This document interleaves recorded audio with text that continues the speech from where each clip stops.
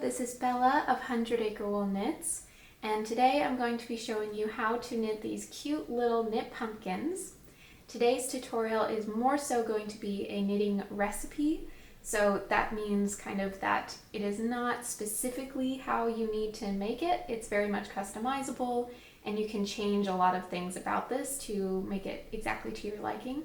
So you can change the yarn or the size of the pumpkin, the colors that you use, and so on and so forth.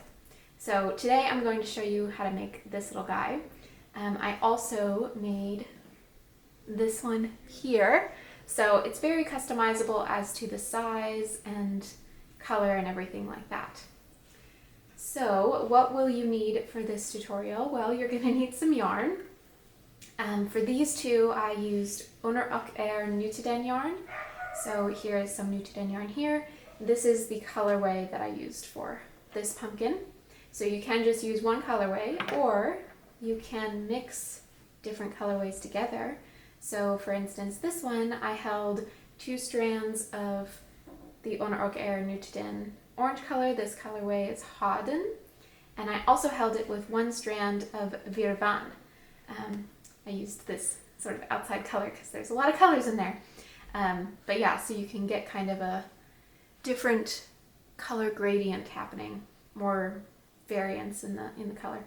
So it's totally up to you what you want to use. You definitely don't have to use Nutiden yarn. You can use absolutely any yarn in your stash.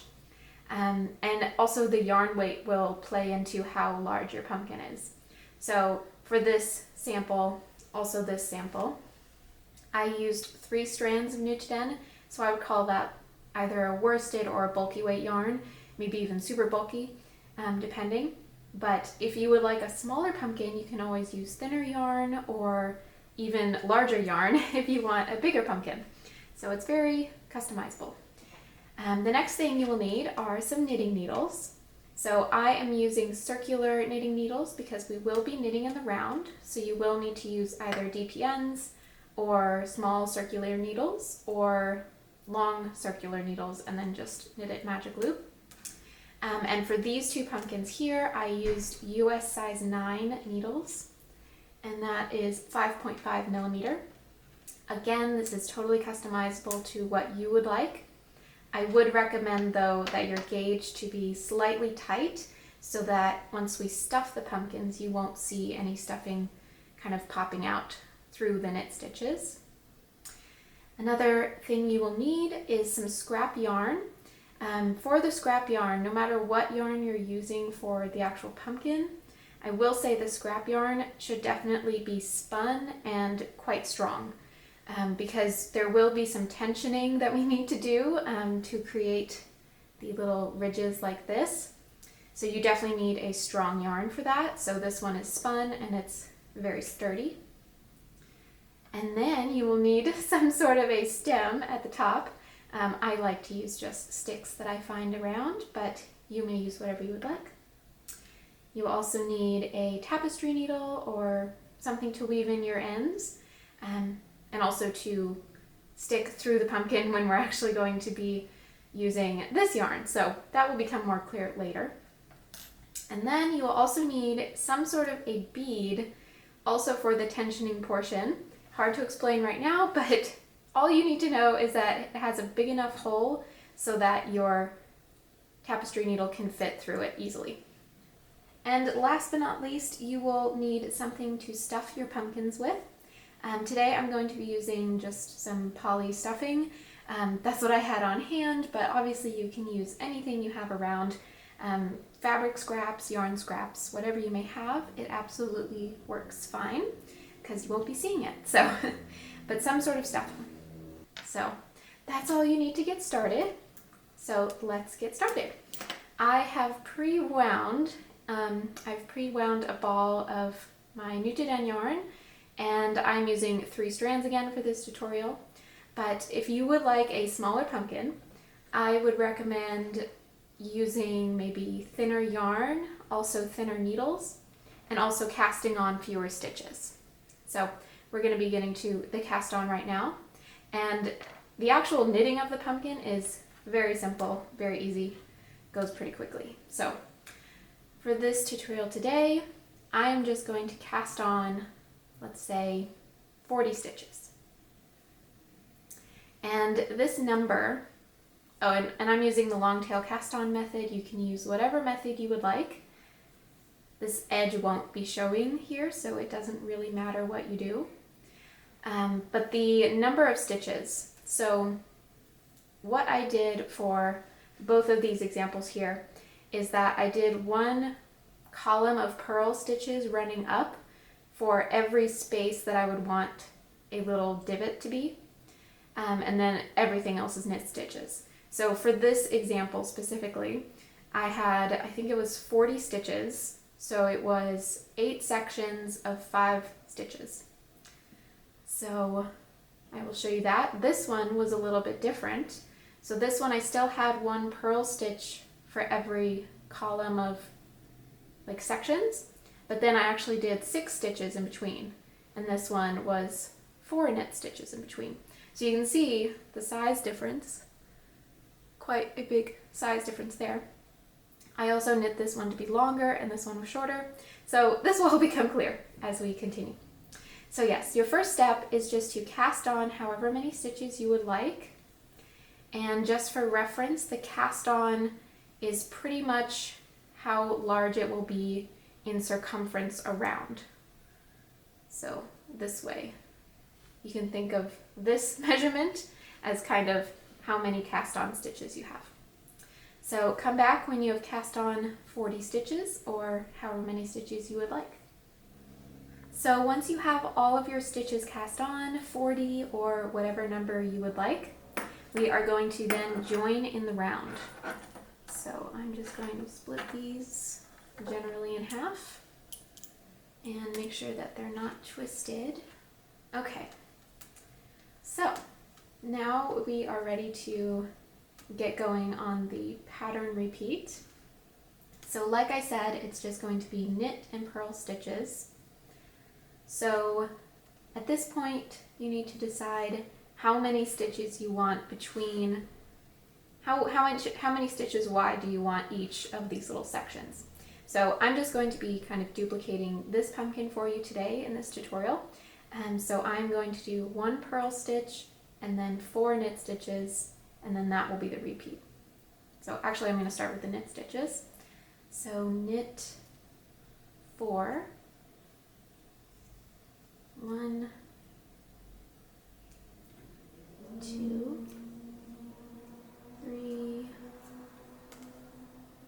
4, and then 1 purl stitch. There we go. And then you're just going to repeat that to the end of the round. And this number totals 5, so that's why I cast on 40 stitches, because the repeat is 5 stitches, and that means I'm going to have 8 sections. 5 goes into 40 8 times. So that's how you kind of decide on your cast on number. You just have to figure out how large you want your sections. Whoops, I need to count. Oh, I'm just going along. All right, so once you have your pattern established, this will be easier. But alrighty, and once you have finished that first round of knits and purls, you are just going to continue knitting in that pattern until you have reached your desired height. So the desired height, what I kind of go off of is a little bit longer than a perfect square. I will show you what that means a little bit later once I actually get there, but essentially what you want is how wide the piece is. You want it about the same height plus a little bit more. So we're going to go for a little while longer.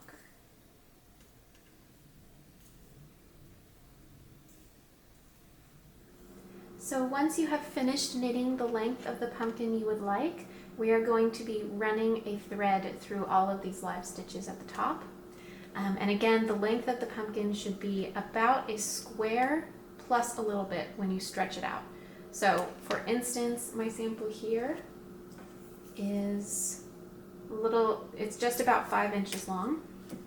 So if you're making this sample, then you'll probably want to knit about 5 inches.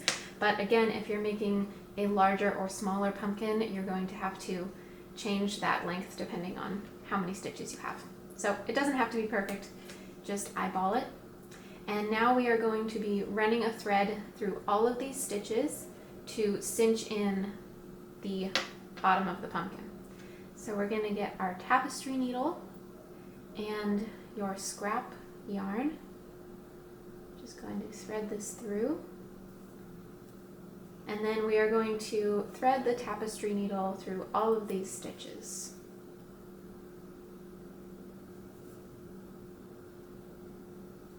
Alrighty, and then once that is complete, you are just going to pull all the stitches tight as you can get them.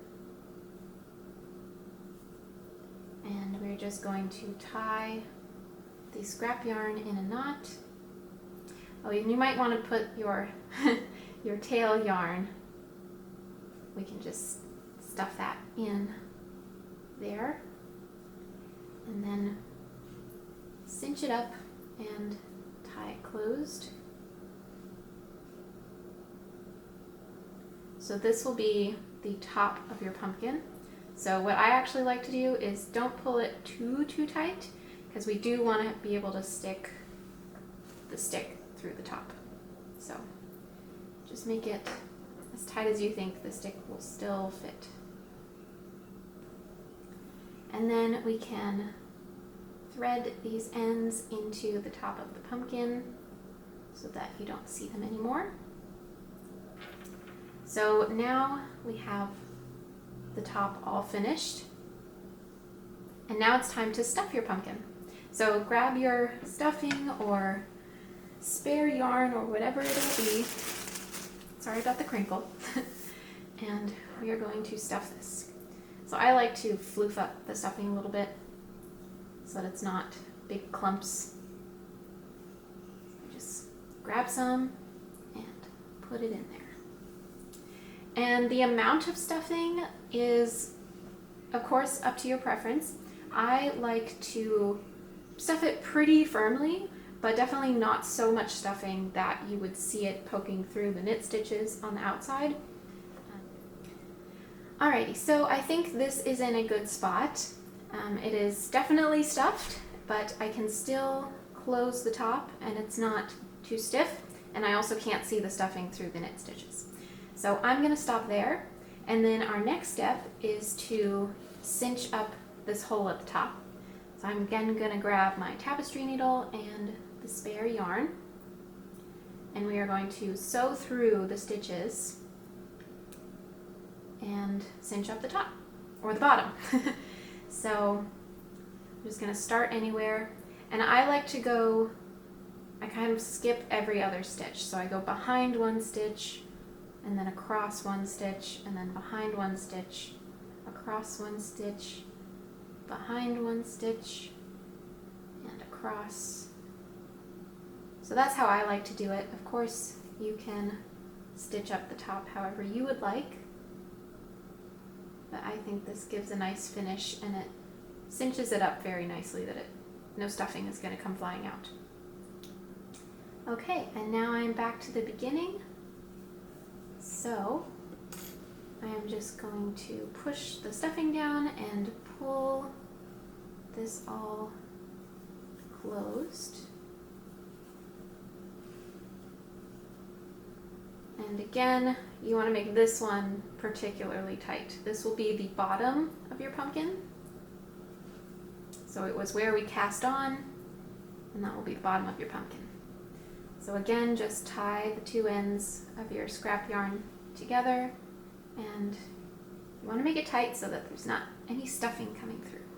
And this is really the part why you need a sturdy yarn for this, so that it won't just break. And maybe in order to help you keep the tension, maybe you want a friend to put a finger there and help you. You don't have to, but it could help. So it's almost closed. That's pretty good. We just don't want stuffing falling all over the place. So that is pretty good. Now I'm gonna cut the yarn and again, just get the tapestry needle and stick it through the pumpkin. I'm gonna go in through the bottom and then out one of the sides, pull it through, and then I'm actually gonna get my scissors to cut that. So push this down, snip, and it is gone. So now we need to add the strands of yarn to cinch in the edgings. So you see how different it's gonna look. It's the before and the after. So again, we are going to get our tapestry needle and the scrap yarn. So then you're going to start the threading from the top of the pumpkin. So I'm going to start here, and I'm actually going to want to cinch this in a little bit more. A little bit too much of the stuffing is showing, so I'll just be cinching that in. But now what you're going to want to do is take your tapestry needle and stick it through either the stitches if you want to bring it in a little bit further, or you can just stick it through the center if it's tight enough already. But I'm going to stick it in through there, and then you want to squish the pumpkin so that with your fingertips you can pull the tapestry needle out from this end. So you kind of have to feel around in there for it, and then just pull it right through. And now what we're going to want to do is generally measure how much of yarn slack we're going to need to make the ridges on the pumpkin. So I like to just kind of measure it like this. We're going to measure it in all of the purl sections, all the purl column sections. So I'm just going to run the strand across that one and down this purl, and then we'll go up to this one, and then I need more slack because that's not enough yarn. So it doesn't have to be perfect. I would rather have too much yarn slack than not enough, because we definitely need enough yarn slack to finish the whole pumpkin. So I'll just go around all the purl columns. All right, so then once we have that, we are going to start on any side. I'm going to start on this purl column. So I'm going to run the strand of yarn through the center of the purl column right there.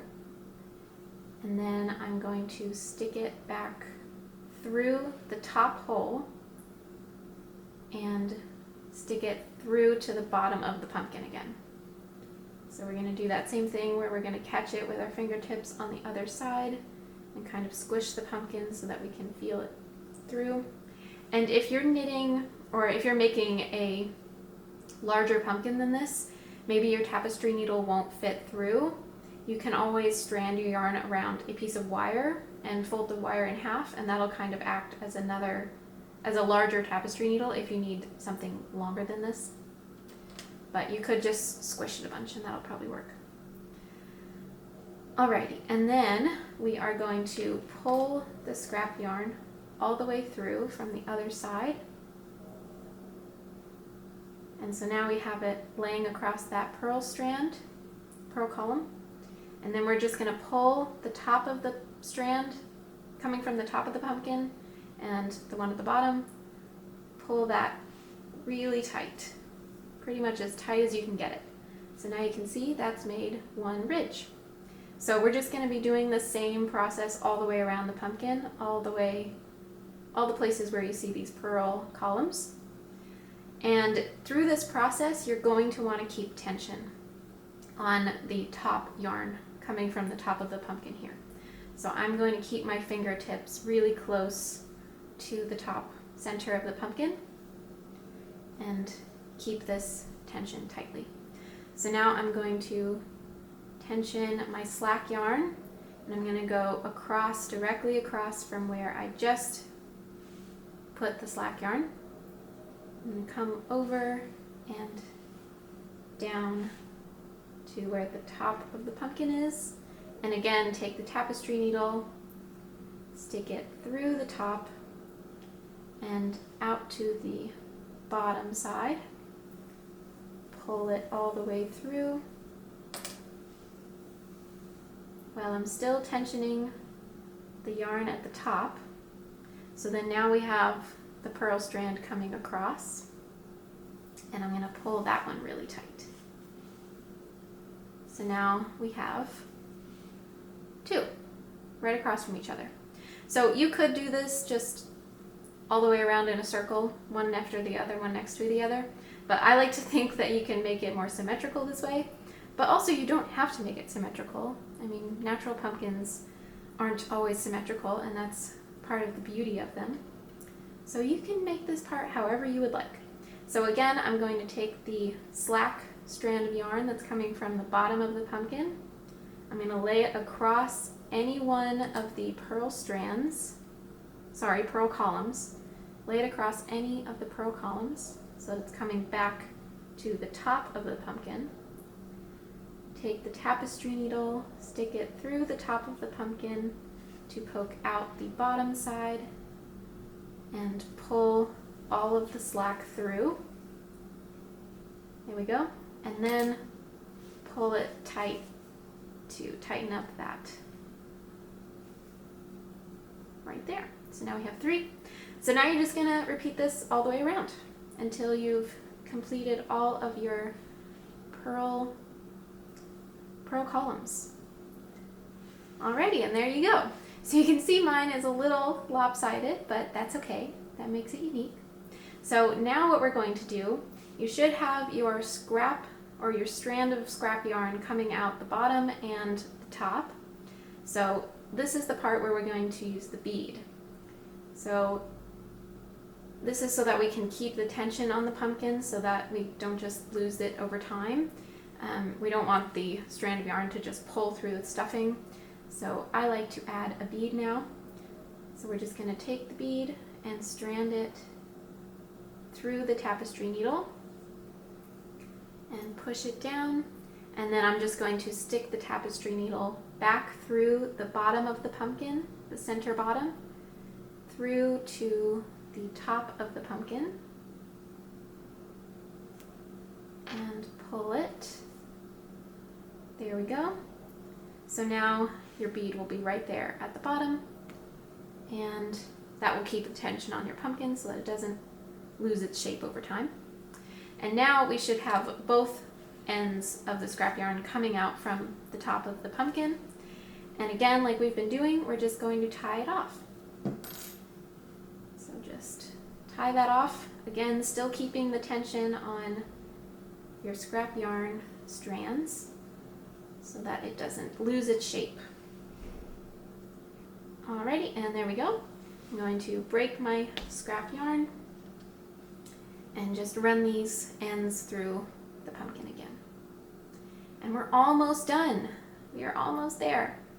The last step is adding the little stick stem at the top. I'm just going to stick this again through the top of the pumpkin and out any one of the sides so that we can trim that yarn.